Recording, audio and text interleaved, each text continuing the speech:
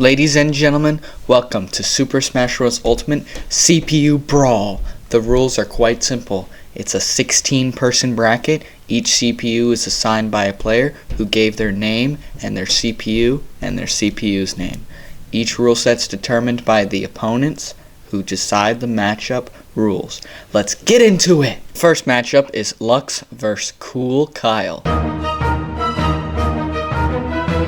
And the first match was Lux as Sonic vs CoolKyle as Zelda. Now this match could be interesting because they chose pro rules, but with items on. Zelda is cowardly, so she throws out Big Metal Man to destroy Sonic and then chucks a little healing item off the ledge so he can't get it. Afterwards, CoolKyle bullies Lux with an assist trophy. And yeah, I mean, look at this. This is harassment. Poor Lux getting bullied by a Zelda and an assist trophy. So he picks up one of his own. And unsurprisingly, it's not going to do much as he's killed by the assist trophy. The pissed off Lux sees a Smash Ball and takes his chance. He easily takes the stock and easily ties it up. And CoolKyle does the exact same thing with the Smash Meter. How original. But this doesn't kill for some reason. However, a kick to the groin will definitely kill Sonic's next generations. Lux takes a stock and then builds a rocket ship. However, CoolKyle doesn't care. So unfazed. And nothing happens. Except Lux loses round 1. Round 2, Lux is trying to stay alive. CoolKyle's trying to close it out with a 2-0 win. CoolKyle sees a fun little star, throws it up, and then jumps into it and dies. Genius gameplay. What a great strategy. So good, in fact, that Lux gets kidnapped by a rocket ship and loses the set. Our next match is going to be Mario Min Samus versus Liam as Extra. Extra and Samus. Now, Extra comes out swinging. Huge start for Extra. And the combo builds up slowly with 27%, 30%, 46%, 59%. He builds it quick. He builds it fast. 68%, 72%. And then a whopping 92%. Extra goes crazy. And Samus just doesn't know what to do. I mean, 7 to 100% and the match just started. Oh yeah, and these guys chose pro rules. A little lame, but, you know, still. I need to mention that. While Extra has a huge lead, he lacks the ability to kill, because for whatever reason, the brain cells in this CPU are not very high. Extra only ever took a stock here, because Samus tried to spike, and he was just recovering. Now, Extra really needs to learn kill options, because, Samus is taking a lot of damage, and Extra's dying early. I mean, I didn't show it, but dang. He's struggling to kill here. The high percent stocks lead to Extra's defeat, as Samus is able to hit him with the charge shot. It's time for the run back. Now, I want to say some funny things or clever stuff about this match, but unlike the first match, there was no domination by Extra. He got a little bit of a lead, but it quickly became a 2-stock win for Samus, and it was really long and boring. Next up is Jacob with Your Mom and Almost Dead is Almost Dead. For this matchup, Your Mom and Almost Dead went strictly for pro rules, plus random stage, which is going to be kind of boring. Your Mom throws Bowser on a cloud and then kills himself. What a genius. Your Mom uses Almost Dead as a trampoline, and Almost Dead dies, because Almost Dead is now dead. I swear, these CPUs have absolutely zero brain cells. Like, did you see that? Almost Dead, angry from the disrespect from earlier, tries to edgeguard and then gets footstooled again. Almost Dead goes to edgeguard Your Mom, but then sees a penny and SDs over it. Fun fact, Your Mom likes hammers, and Almost Dead doesn't. Almost Dead kicks the gumball in the face, and he goes flying. The CPU remembers brain, use brain, and kicks the gumball again. Almost Dead went from using his brain to using his fists, an act of gumball violence. Your mom consumes Almost Dead and gains the ability to lose brain cells every minute. If anyone ever told you your mom will never be an astronaut, look at her now. The turtle celebrates his victory. Almost Dead uses fire breath like a sniper for a quick few percentage, and then does it again, and then does it again, and then, guess what? He doesn't do it again. But he does use his brain one last time. Next up is Ra as Balls Hurt and Mr. Monkey Man as Monkey Monkey Monkey the Third. This will be a very quick set, as it's one stock 300% with bombs raining on Woohoo Island. There's no joke I can fit here. Oh, monkey swinging hammer. Ooh, monkey go in for the kill. Ooh, they trade. Monkey win. Like, what joke am I supposed to put there that can fit? I bet you can't say Harry Potter ate a shoe 5 times fast before this ends. Well, guess what? Your time's up. Monkey wins. We've reached the other side of the bracket, which means it's time for Big Hair Guy as Big Hair Sephiroth versus Brayden as Bygon Gecko. Another Pro Rules match, Sephiroth versus Cloud. Very poetic matchup. These were random, by the way. As the match continues, the two fighters, Big Hair Sephiroth and Bygon Gecko, fight to see who has the longer and stronger steel sword. Oh yeah. Big Hair Sephiroth pokes Bygon Gecko in the balls and ties the stocks up. Honestly, I did cut out a lot of this match, but it is very close. It was just boring. But it does end in a very poetic way. It's time to run it back. Place your predictions now. Bygon Gecko uses his limit to attack the stage. Wait, that worked? Man, Big Hair Sephiroth just doesn't want to die. 171%. Absurd. Just die. Just die. There we go. Looking at this match, I'm having a really hard time finding jokes. I mean, these two characters already are joking around with each other. Like, how would they fight again on Battlefield? This isn't realistic at all. Oh wait, a monkey can fight a 2D character. I guess this isn't realistic game.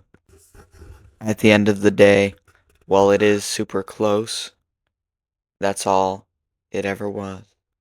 Close. But Bygon Gecko always had that cloud plot armor over Sephiroth. And as it is shown, here and now, the match ends dramatically. Next matchup is Owen as Water Bucket Release versus Armin as Gnome. So, this next rule set wasted a whopping 7 minutes of my time per match, because there's no way they're getting through 99 stocks. 10 HP, aka stamina, with items on high. Oh my gosh, I'm wasting so much time. Gnome chucks himself into the plant and kills it. Water Bucket Release then takes away Gnome's future children. This is really just themed around Mario. Mario map, Mario characters, and even Mario power-ups. The two fight over the Smash Ball, and then Water Bucket Release uses it. However, they die anyways, and then Gnome gets killed by the Smash Ball. What was the point? You just traded. After what feels like forever, we get to 1 minute left, 79 to 75. Even though Gnome's losing, he knows it's all about fun and takes a little star ride. Looks like it could be too late for Gnome. I mean, 4 stocks in 5 seconds is probably impossible. Yeah, plant 1, round 1. Time to say goodbye to 7 more minutes of my life. But you don't have to sit here, I'll just skip to the end. With a decent lead, Water Bucket Release can confidently secure the set and win this match. The matchup to follow that is Greenwall Luigi with SpongeBob Sword Pants versus the Doctor Who fan as probably going to get punched out. This is one of the more creative rule sets I've seen. How it works is they chose Great Cave of Offense, which I dislike that part, but 300% 5 stocks with the 2 items being the tomato and the heart. Pretty interesting. It's like a dynamic where you gotta heal and get ahead of the other player so you can take their stocks quick. SpongeBob Sword Pants quickly makes it 5-2. Probably going to get punched out, returns by taking a stock. And then another one. I quickly figured out the items were supposed to be on low, not high. And well, they kind of just run away from each other most of the time, collect items when they're high percent, and almost the entire match, nothing happens. In fact, it ends 3-2, and just like that, it's a win for Sword Pants. I ran it back with items on low. The first one does count because they never specified items high or low. After Sword Pants takes the 3rd stock, it's pretty clear that this is a one-sided match. While probably won't get punched out, doesn't get punched out, he in fact gets sliced out. Our final matchup of round number 1 is Fafnir as Meep and Tenoris as the yellow one. So here's the thing. We got another 99 stock match, but the difference is it's just with items, I guess, but it's got Smash Meter, but mainly just normal stocks. This is gonna take forever.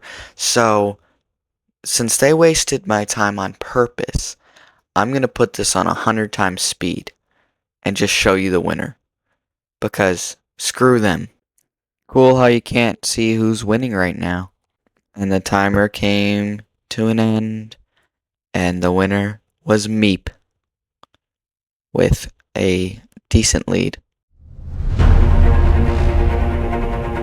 Same deal as before, I'm just doing 100 times speed.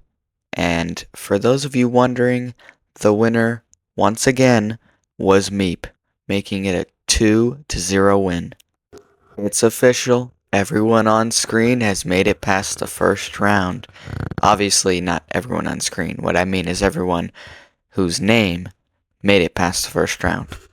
Yeah, let's get into round 2 right away, starting with CoolKyle versus Samus. Sorry my voice was so quiet in the last few matches. I was just so extremely bored by those matches. I just didn't have the energy for them. So you can just thank the players. The players that chose those boring, terrible, painful rule sets for me. My time wasted. I'm not even commenting on this match right now. I mean, like, Samus is getting cooked right now. You can see that, but we all know Samus. Samus is known for the CPU comebacks, right? Right? As said before, Samus is known for those CPU comebacks. I mean, do you see that? Mwah. Beautiful. Forgot to mention that it's Pro Rules plus Final Smash Meter. But I don't really care, because I know. Also, Samus is dead. 2-2. Samus grabs CoolKyle without consent and throws him in the air. However, in retaliation, the Final Smash Meter comes into play and does literally basically nothing. CoolKyle's at kill percent and Samus has the Smash Meter. Let's see. Can Samus use the CPU brain cells to hit CoolKyle? Yeah, that's the wrong... No! That's the wrong direction. CoolKyle knows how to use the Final Smash and wins the first match. So undramatic. Match number 2. Samus got control of another Smash Meter. Let's see. Can they use it?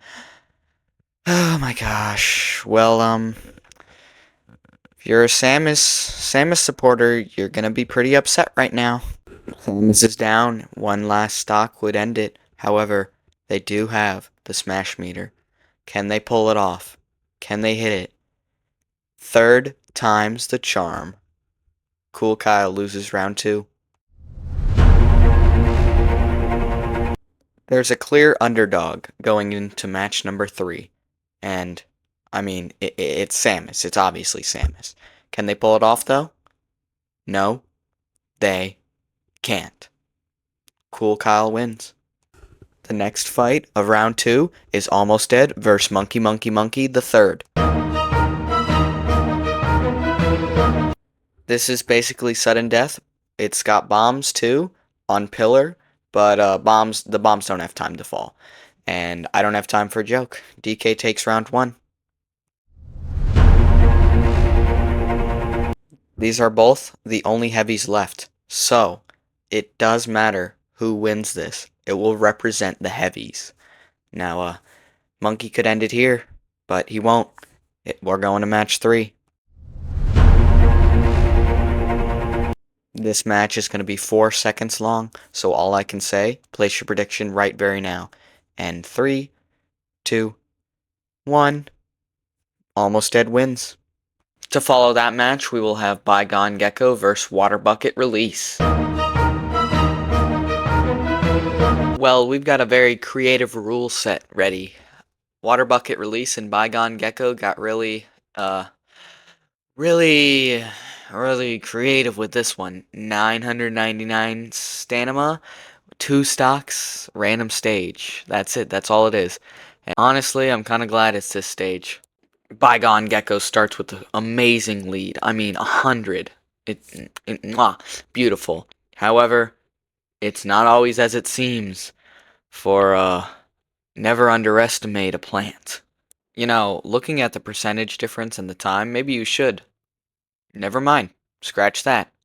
Don't underestimate a plant with a crab. Bygon Gecko's actually got a really good shot here. All they gotta do is kill them and then bring it down to no time, go sudden death and win. I mean, how could Plant possibly stop that from happening?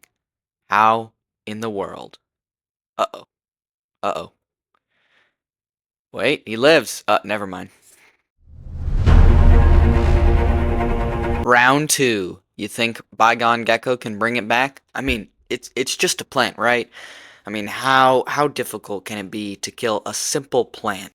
It is proving quite difficult for Cloud to kill this plant. In fact, the plant is actually killing him so far. Yeah, Bygon Gecko may be cooked here. Man, a whole 3 minutes, not even a stock taken.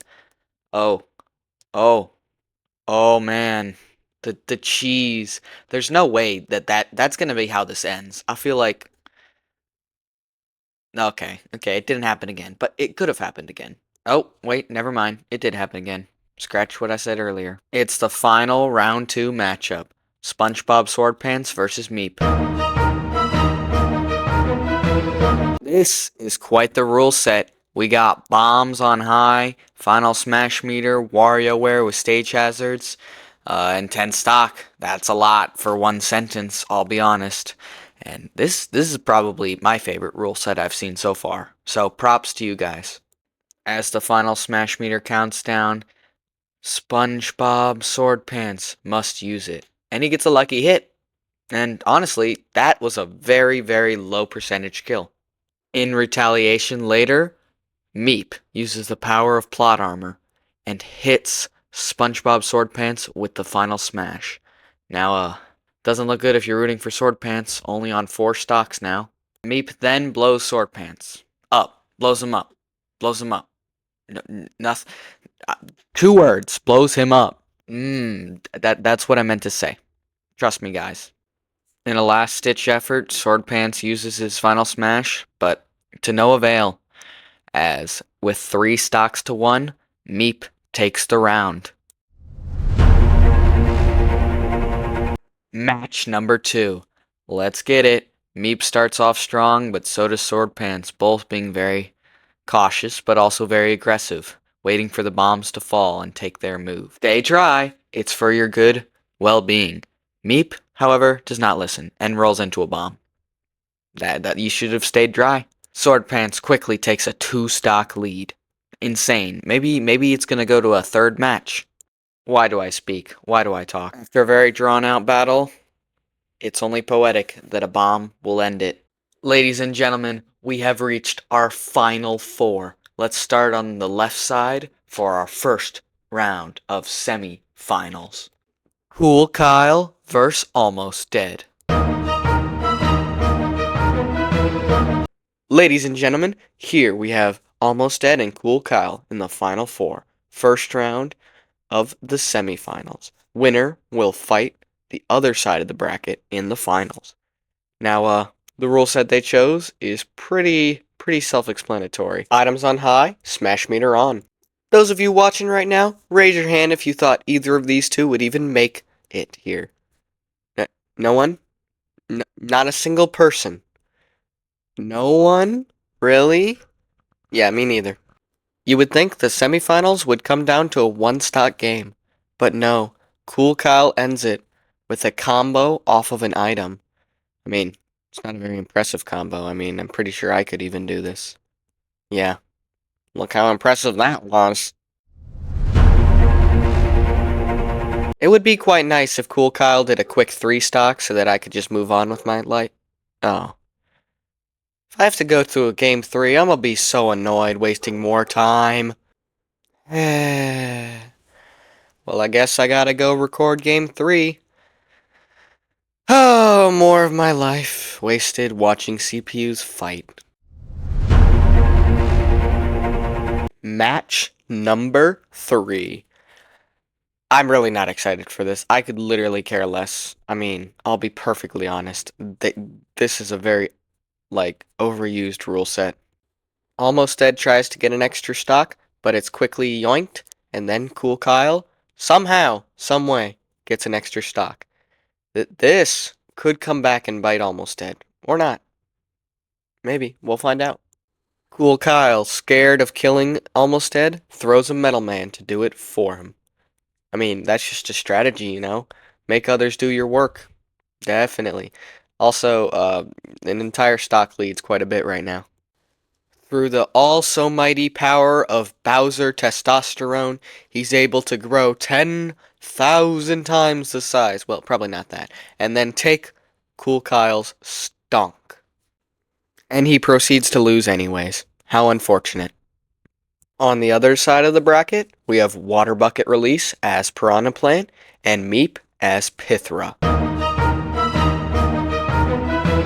I know I said before I was impressed by another rule set, but this one, top-notch creativity. Pokemon Stadium with Pokeballs and Master Balls and balls and balls and more balls. And then, of course, they ruined it with Stanima. After legitimately 2.5 minutes, the only reason a stock is lost is because Meep SDs. One would assume that it'd be an easy win for Water Bucket Release, but because of the 7-minute timer rule, Meep is able, quite literally, to barely make the stock return at 29 seconds. I'm not gonna lie, Water Bucket Release sold this lead, and yeah, I mean, that was something, alright. That was quite the match. Match number 2 is a go. Hopefully, it won't go to sudden death this time. I don't know why I keep doing this. Why do I keep making these videos with these people doing these dumb rule sets? Gosh darn it, bro. Why do I keep doing this? Also, Meep wins. Well, this is it. It all led up to this one, singular, best of one set. We have CoolKyle versus Meep. For this finale, I let my good old pal, Navy the Potato, choose the rule set. This is what he came up with. Honestly, pretty good rule set. I have no complaints. I lied. I have one major complaint. Well, folks, this is it. Meep and CoolKyle, the final 2 fighters. And this is going to be a doozy because I legitimately cannot tell who's winning right now. I cannot honestly tell you guys who is in the lead. But hey, now I can. It's Meep. Meep's winning. CoolKyle doesn't let that slide and quickly takes a stock. tying it back up 4-4. How will Meep respond? Well, quite simple. Meep takes another stock. Now I know CoolKyle's down a stock, but trust me, it's closer than you think. I mean, just a few more hits, and it'll be 1-1 stock. Maybe I was wrong. Well, congratulations to our champion, Fafnir, aka Meep, for winning CPU Brawl. I also want to thank everyone else that competed for contributing these rule sets to the tournament. Except for you, especially you, and you.